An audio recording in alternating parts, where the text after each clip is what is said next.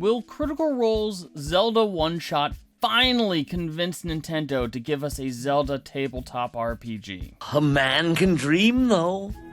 A man can dream. Last week, Critical Role announced they were running a sponsored one-shot set in the world of Hyrule with Matt Mercer, the voice of Ganondorf himself, running the game. It was a bit of a surprise for a few reasons. Critical Role has done sponsored one-shots of various video games in the past, but this is the first time that they've been sponsored by Nintendo. Also, this Zelda one-shot is the closest that we've ever gotten to one of the great white whales of licensed tabletop RPGs. Namely, a Zelda tabletop RPG. Now, fans have wanted a Zelda tabletop RPG for, well, basically forever, but Nintendo is notoriously tight when it comes to licensing tabletop games, and in particular, tabletop RPGs.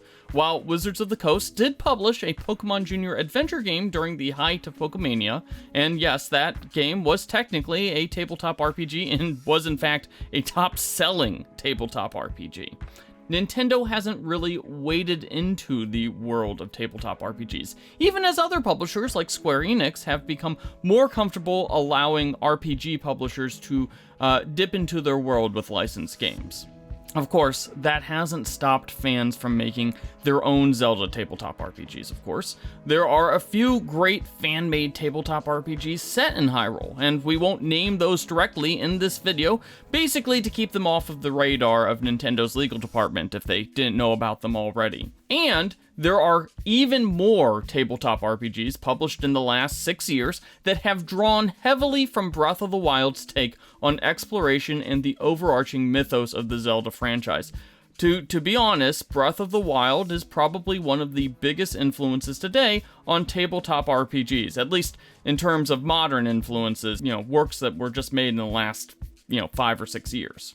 And to be honest, judging from just how popular Zelda Tears of the Kingdom is, we wouldn't be surprised if a Zelda TTRPG instantly became a top-selling tabletop RPG product. It's one of those IPs that literally everyone would want.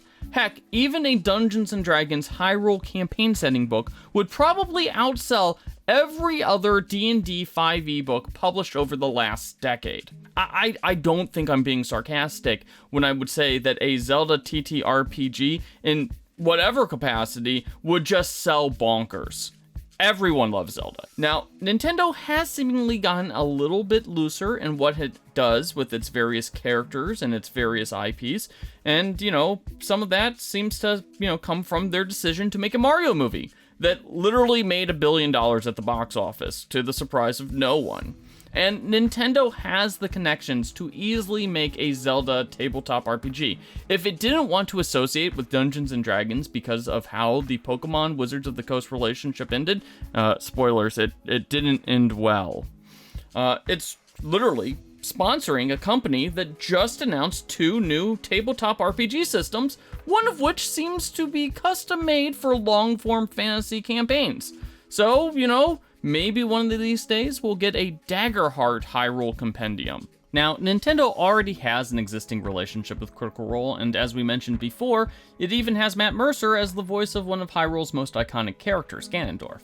So, if this Critical Role one-shot has the kind of viewership that we think it will, it might encourage Nintendo to give Critical Role a shot at creating a full-fledged tabletop RPG. Nintendo would have to license out the creation of a Zelda tabletop RPG anyways. We doubt that they have the sort of resources needed to design a good tabletop role-playing game, and they license out everything else from art books to comics to really anything that's not video games.